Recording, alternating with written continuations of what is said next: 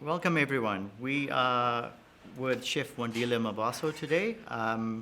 It's an interesting conversation to be had. We'll firstly discuss a little bit of his story, the concept behind his restaurant, which we are pleasantly surprised with. It's the first time I've been here. And we're going to talk a little bit about where restaurants are going to go in a post-COVID world. It is the month of August already, so I think a lot of this year has gone by. And it'll be an interesting view to get insights from Chef Wandile on his thoughts on what that post-COVID world will be. Welcome, Wandile. Thank you. Tell us a little bit about your story. Well, it's a bit of a long story. It stretches probably about 12 years. So I studied here in Johannesburg for culinary school and also a hotel degree, and I've managed to train in Europe and Italy for my internship, and then also in Florida, Miami and Palm Beach, and then eventually moving to New York City and actually living there for 5 years, where the actual plan was to stay and have experience for about 6 months. So that period of 5 years, that's where I got my training in classical French cuisine, and eventually moving up the ranks to being executive sous chef for the Maison Kaiser Group, which is a French restaurant group. And then eventually, after 5 years, I got an opportunity to move to Paris, and that's where I moved to in 2015. And I just came back from Paris from working for Alain Ducasse in his top restaurants, Le Maurice and also Plaza Atene. And I've been back since 2017, and now I've opened up this restaurant, and we are going strong. You mentioned this restaurant. Can you give us a little bit more information about what's the concept, what feeds its thinking, what's your strategy around it, and so on?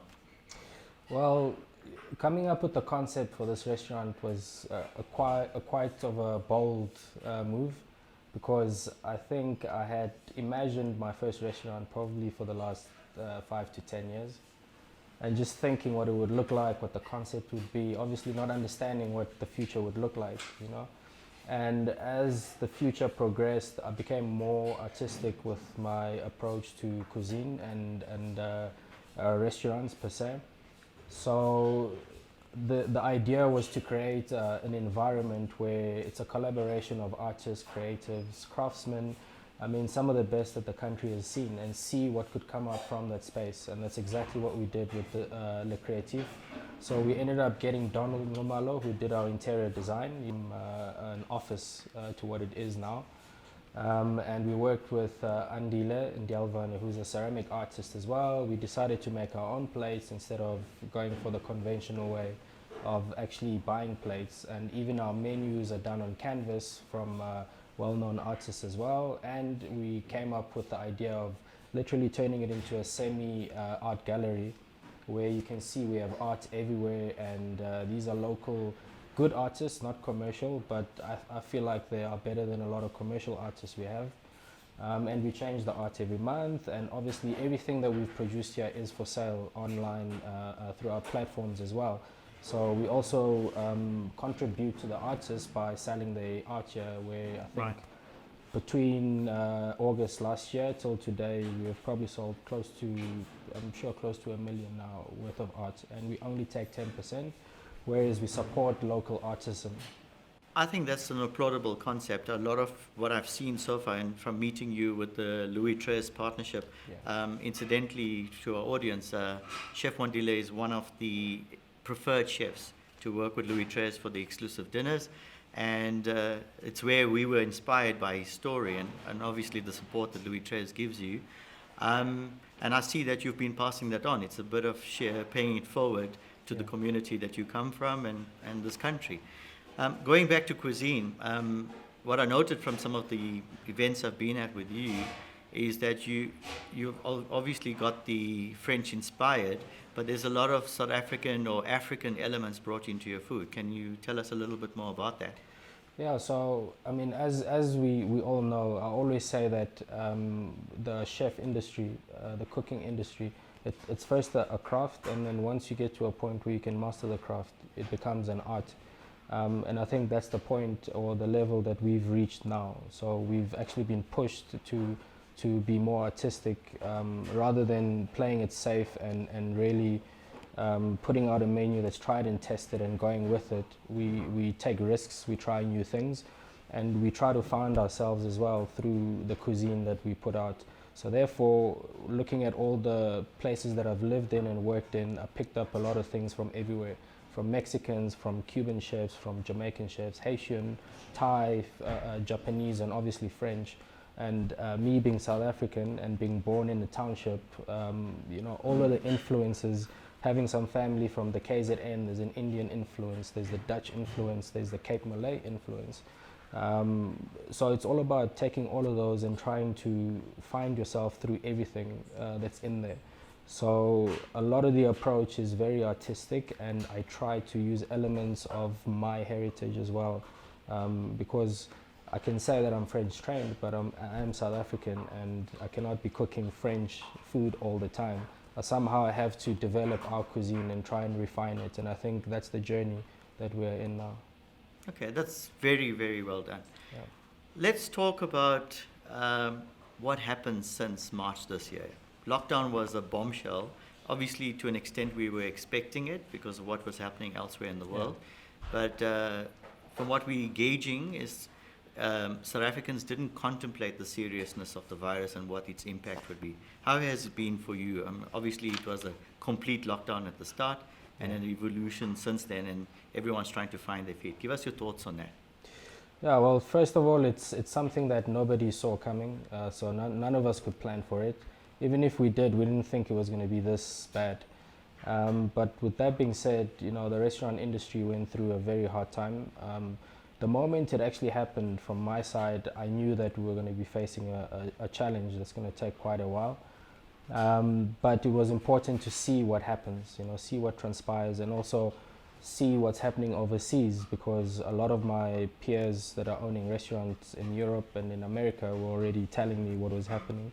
So we kind of expected it, but the main focus for us was to try and see how everything keeps changing. And from March, I probably just stayed at home for about 2-3 weeks. And from there, I started seeing where the direction where everything was going, and that's when we started making decisions. Completely tested in terms of leadership, ownership, and integrity, because you could have easily just let go of staff, we could have easily let go of a lot of people and literally look out for ourselves and save the business. But however, we had changed our website about 5 times, so the idea was to trying to adapt to every change that is happening, whether it be 2 weeks, in a week, or 1 month. Literally adapt and try to find a niche or some sort of opportunity within the current changes that are happening. And we decided to actually come out of a lockdown very soon, when they allowed restaurants to do deliveries. A lot of restaurants didn't even entertain that, but we did. We came back and we started providing new experiences, trying new things, which worked for that particular time. And as we went on, it allowed us to survive and actually get to the point that we are in now, where we are doing better than, I think, a lot of establishments, which some are still not even open. Yeah, I think the inability to serve alcohol was a key decision maker for many restaurants trying to open, but if the dependence on alcohol was greater and the inability to sell it, that might have affected them being able to sustain even opening. But from what we can see from the initial discussions, is your dependency is not there on the alcohol part. It's about the food, and yes, I'm sure alcohol plays a part, but at some point when that turns on, it'll modify the experience again. Talk a little bit about the delivery service and how your thinking evolved around that, because we see a lot of restaurants have tried it, some successfully and some not. So maybe what are your differentiators on that? Yeah, so it's quite challenging for us to move into a delivery service where the margins are pretty low and the quality of food is less than what we normally do. And it gets to a point where you can only control the quality to a certain extent. As soon as it leaves the restaurant, what the guest or the client does with it, whether they travel with it for another hour, or whether they keep it in the fridge and rather eat it later at night, we don't have control of that, and we found that to be a problem because our selling point, I think, is the quality of the food, the quality of the ingredients, and the freshness. So therefore, what we've done is we've now opted to send our chefs with the food. So even if it's for 2 people at a home, you know, anniversary, which we've had a lot, anniversary, birthdays, or special occasion, or just people wanting to have that experience, we would send one of our chefs there who would then literally finish the meal at your home instead of you being in the restaurant. You know, less risks for COVID as well. And we would provide you the same experience you'd have in a restaurant, and we found that to be quite popular. We've had requests for more and more private chefs, where we actually started placing private chefs in homes permanently, which we found to be a new business Right. at the moment. So we're finding literally opportunities everywhere we turn. You just have to look for them and see where you can find them. So our delivery service, and we're also doing virtual dinners, which we've done for Louis XIII as well. That's right. At a smaller scale.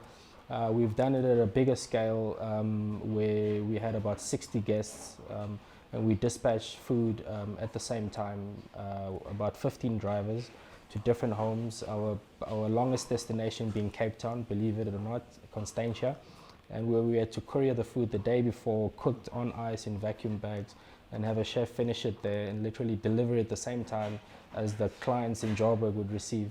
Oh, And after that, I would set up a Zoom in the kitchen, as you see behind me, and I'd give them the experience as if they were sitting here and take them through the food, show them the restaurant, and just take them through the journey. And we found that to be very effective as well. Okay. In fact, that's amazing to manage 60 using logistics like that. Yeah. Would be quite difficult, I'm sure. Where to from here, Wandile? Wow. So we naturally were very optimistic. I think for us, we are past the COVID situation. I mean, it's happened. It's still happening, actually. And it can only get worse. You know, it's bad already. It can only get worse from here. And hopefully in about 2 months' time, it starts getting better. But I think we've adapted and we are past that shock of COVID.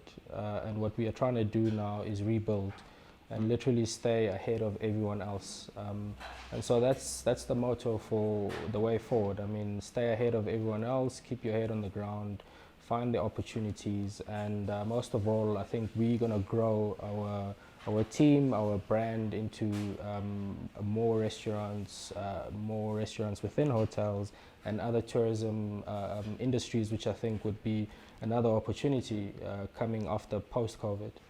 That's correct, yes. So thank you very much for your time.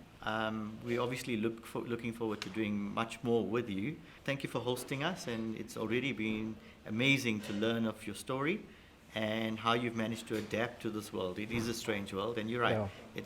It's a case of being agile and adapting to circumstances, as opposed to having a clear vision that you can know, because you can't control that right now. Yeah. But thanks again, Wandile. Thank you so much, Vivian. Sure, bye.